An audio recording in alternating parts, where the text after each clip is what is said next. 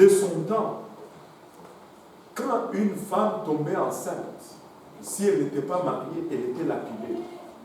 Parce que le produit, ou plutôt, c'était juste le produit ou le fruit d'un geste d'adultère. Et l'adultère était puni de mort.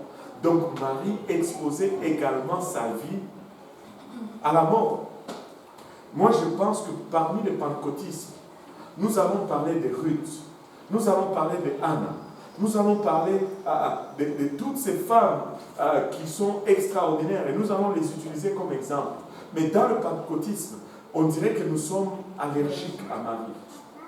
Et pourquoi cela? C'est en réaction avec ce que le catholicisme en a fait. Le catholicisme a élevé Marie au rang de la divinité. Et s'il y a des vrais catholiques, est-ce qu'il y a des gens ici qui étaient des vrais catholiques? Je ne dis pas le catholique superficiel, les vrais catholiques. Les vrais catholiques,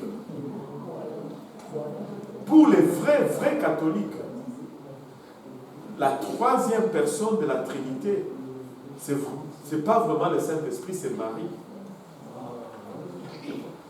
Parce que Marie, elle est appelée la reine du ciel. La reine du ciel. Pour les vrais catholiques, c'est Dieu, Jésus et Marie avant le Saint-Esprit. Parce qu'ils vont prier à Marie et ils ne vont jamais prier au Saint-Esprit. Non, ça c'est au nom du Père et du Fils et du Saint-Esprit, ils vont réciter cela. Mais quand ils disent Sainte Marie, Mère de Dieu, priez pour nous pauvres pécheurs, ils vont toujours intercéder par Marie. Même, je ne sais pas si vous avez vu, est-ce qu'il y a quelqu'un qui a vu les funérailles du pape Jean-Paul II? Et les images de cela. Les images de cela, le cercueil, est-ce qu'il y en a qui ont vu le cercueil de Jean-Paul? C'était un cercueil assez modeste, mais il y avait quelque chose de particulier. Il y avait une grosse lettre M sur son cercueil. Marie.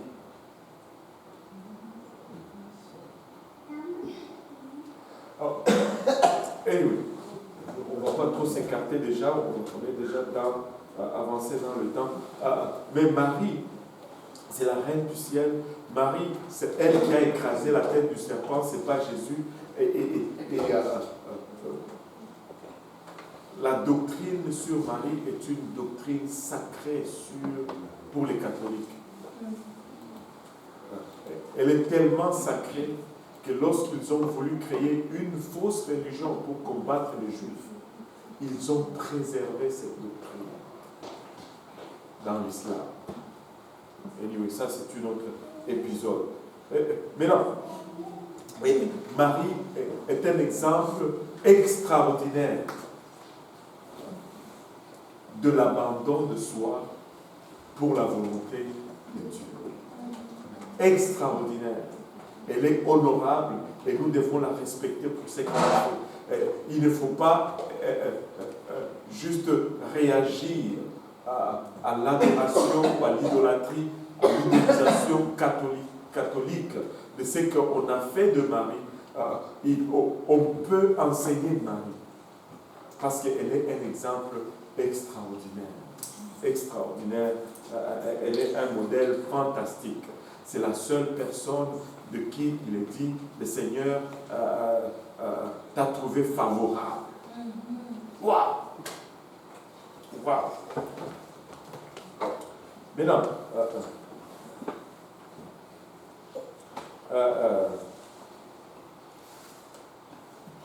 regardons, on va finir un peu avec ça. Luc 1, 46. La Bible dit, et Marie dit, mon âme exalte le Seigneur et mon esprit se réjouit en Dieu, mon sauveur. Attends, on va dans 39. 39. Dans ce même temps, Marie se leva et s'en alla en hâte vers les montagnes, dans une ville de Juda. Elle entra dans la maison de Zacharie et salua Élisabeth. Dès qu'Élisabeth entendit la salutation de Marie, son enfant tressaillit dans son sein, et elle fut remplie du Saint-Esprit. Elle s'écria d'une voix forte, « Tu es bénie entre les femmes, et le fruit de ton sein est béni. Comment m'est-il accordé que la mère de mon Seigneur vienne auprès de moi? Car voici, aussitôt que la voix de ta salutation a frappé mon oreille, l'enfant a tressailli d'allégresse dans mon sein. Heureuse celle qui l'a cru, parce que les choses qui lui ont été dites de la part du Seigneur auront leur accomplissement. » Et Marie dit, Mon âme exalte le Seigneur, et mon esprit se réjouit en Dieu, mon Sauveur, parce qu'il a jeté les yeux sur la bassesse de sa servante. Car voici, désormais, toutes les générations me diront heureuse, bienheureuse, parce que le Tout-Puissant a fait pour moi de grandes choses. Son nom est saint. Et là, écrit ce cantique que nous avons répété et répété et répété lorsque nous étions à l'école catholique. Je ne sais pas s'il y en a qui se rappellent encore de ceci. Il y en a qui s'en rappellent? Mon âme exalte le Seigneur, exulte mon esprit en Dieu, mon Sauveur. Il s'est penché sur son humble servante. Désormais, tous les sages me diront bienheureux.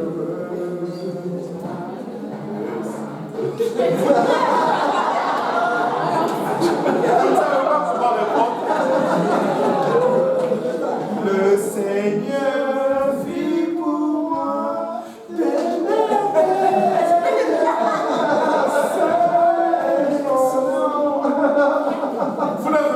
Vous n'avez pas connu ça? Waouh! Vous êtes de quelle génération? Et nous, on a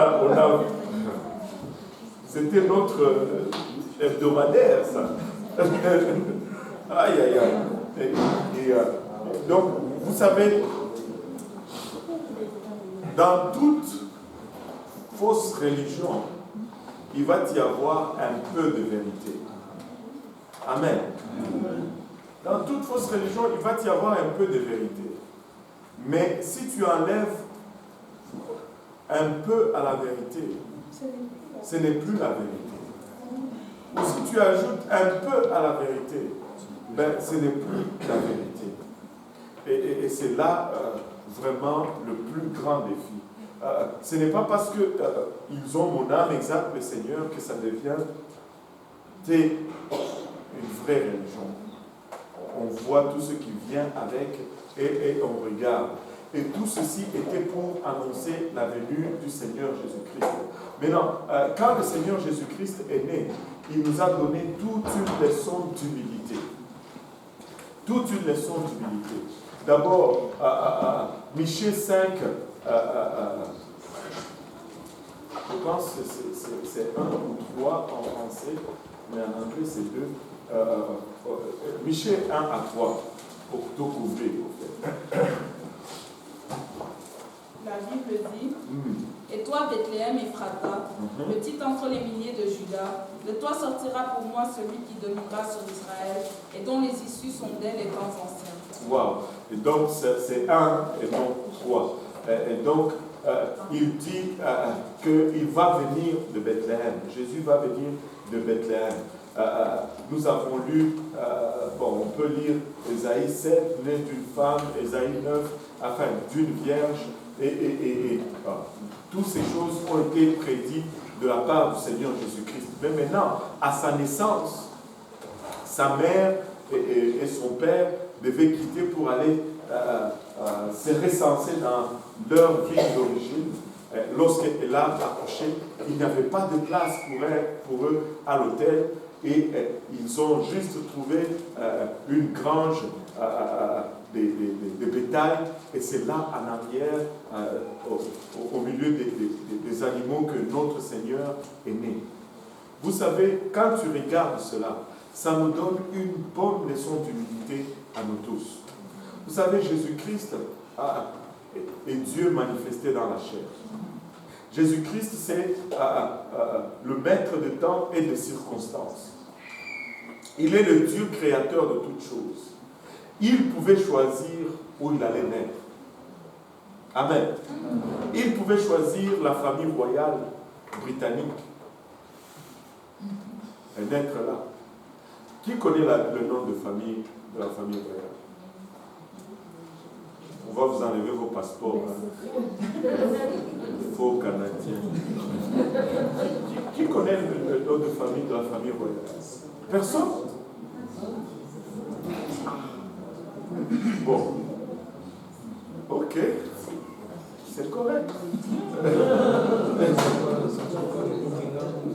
Non, c'est pas le Buckingham. Charles, c'est le prénom. Mais le nom de famille. Ils disent tout le temps prénom, ils disent pas le nom de famille. Mais ils ont un nom de famille. J'en ai pas, mais ils n'en parlent pas. C'est pas Kenny? Pardon? Non.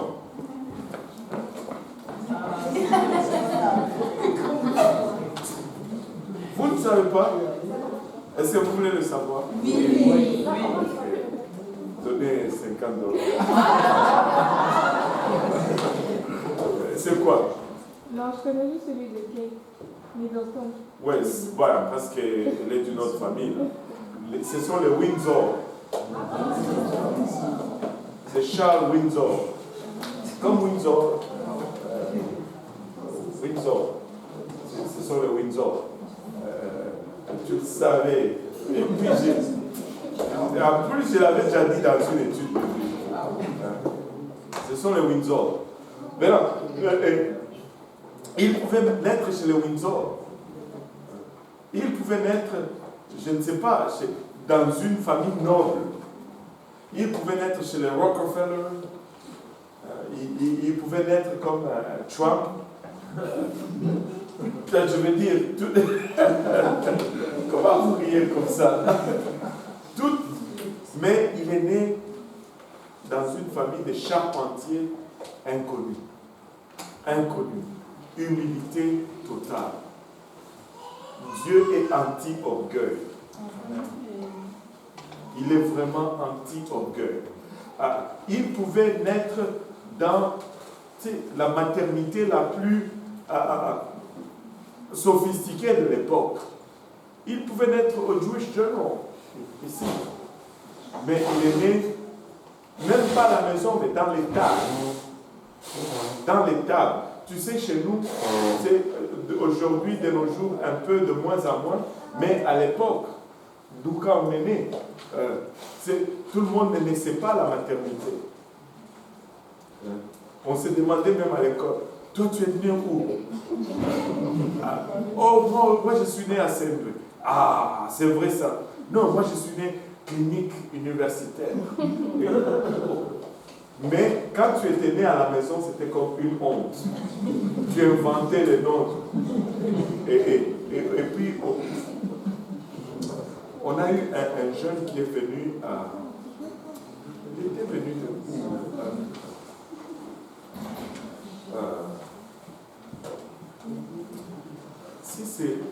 Si c'est Mitoaba, quelque part là dans les fonds dans l'intérieur du pays, il s'appelait Cantoué.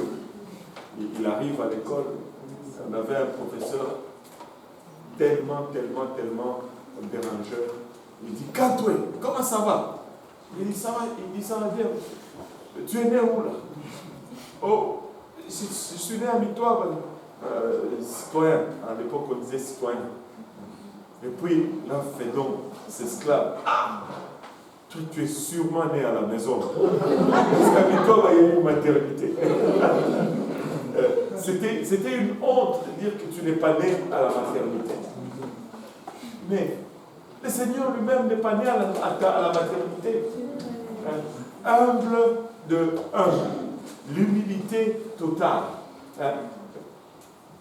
Regardez, nous devons marcher humblement. L'orgueil, c'est la chose qui nous tue le plus. Mais dans sa venue, le Seigneur nous a donné une leçon extraordinaire en ce qui concerne l'humilité. Il n'est pas né dans les palais somptueux de son temps. Il n'est pas né dans les familles noble de son temps. Il est né dans des familles simples, dans des tables, il n'y avait que des vaches et des brebis pour contempler sa naissance. Et lorsqu'il est né, il y avait des bergers dans la contrée où il était né et les anges sont venus interpeller les bergers. On va revenir sur ça lundi prochain, mais les anges sont venus et dire aux bergers, « Hey, qu'est-ce que vous faites encore ici à travailler? Allez, aujourd'hui il vous est né le Messie, le Sauveur, allez le voir. » Et les bergers sont allés voir et les bergers témoignent qu'il y avait toute une multitude d'anges qui se sont joints à l'annonceur et ils ont commencé à chanter de cantiques célestes et les anges étaient en fête lorsqu'ils ont vu le Seigneur pour la première fois. C'est là pour la première fois que les anges pouvaient placer leur regard sur leur Créateur. Et quelque chose encore d'extraordinaire et qu'on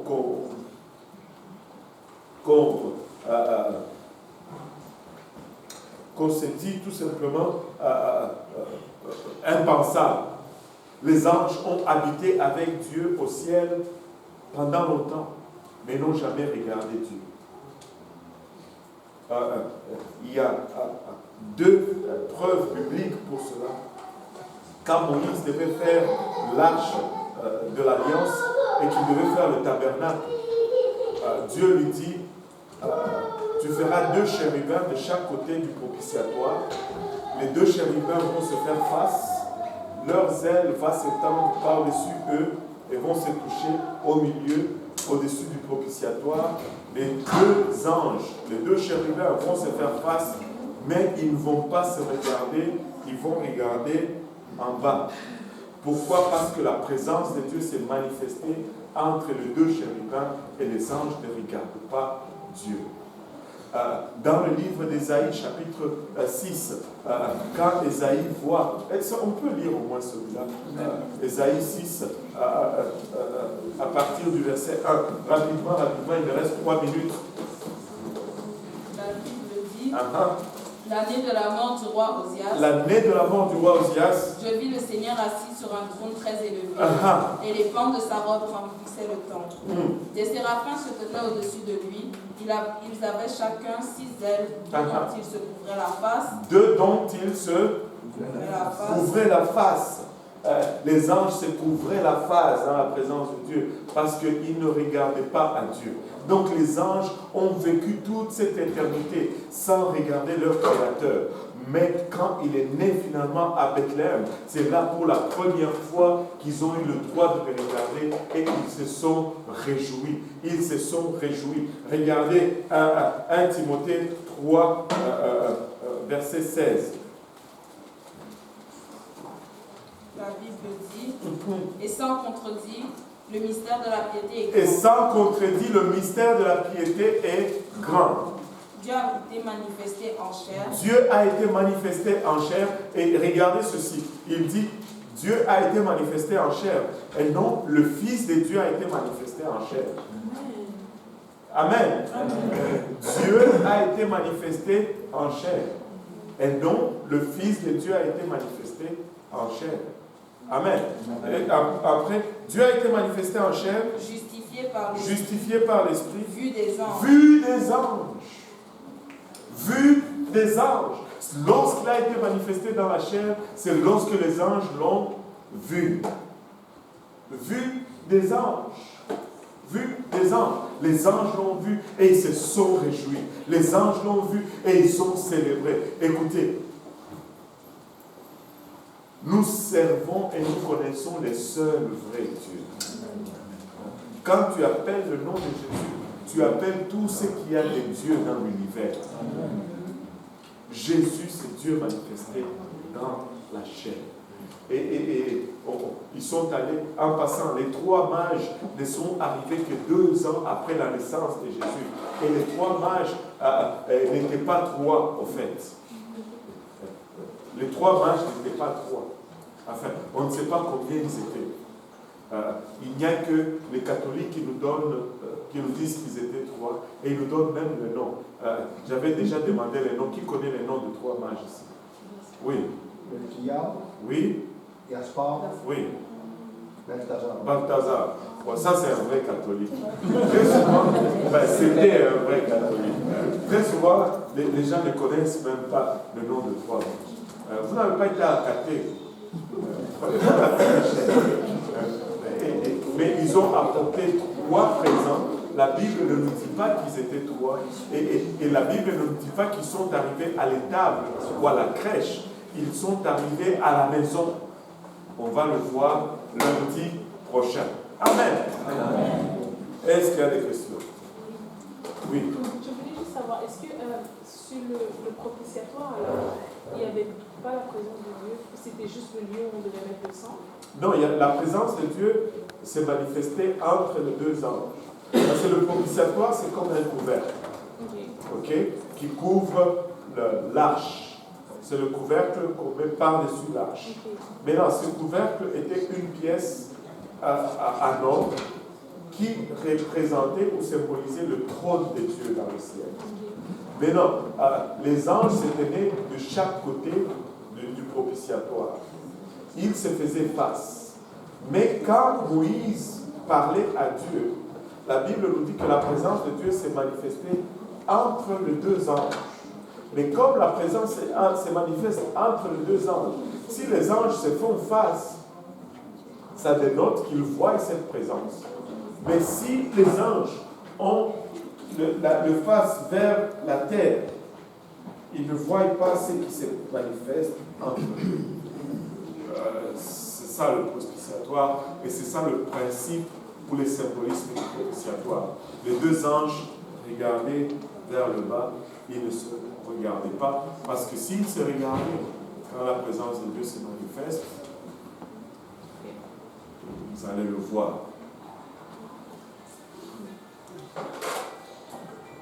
Alléluia. D'autres questions? Jésus était vraiment Dieu, manifesté dans la chair. Jésus est Dieu. Il y a une autre image du propitiatoire, on voit cela dans le jour de la résurrection. Le jour de la résurrection, la Bible nous dit que quand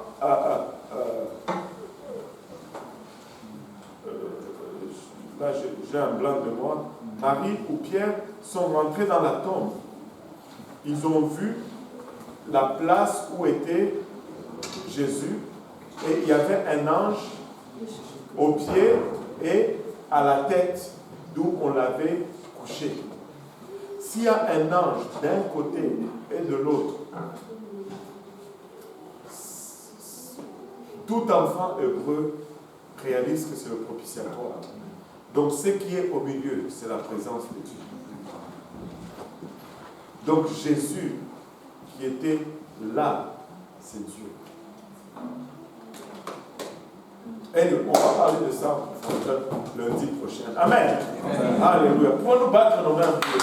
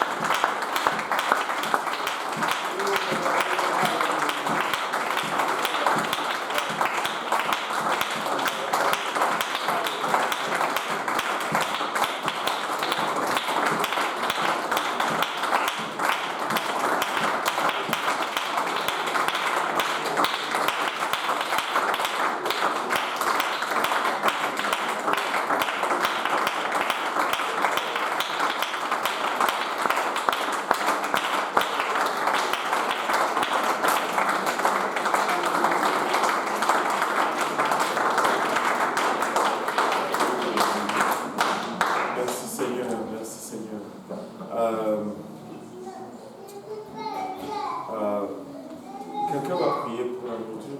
Pas simple. Prions ensemble. Seigneur, nous te bénissons, nous te rendons grâce encore une fois pour l'opportunité que tu nous as donnée, Seigneur, de nous rassembler encore ce dimanche.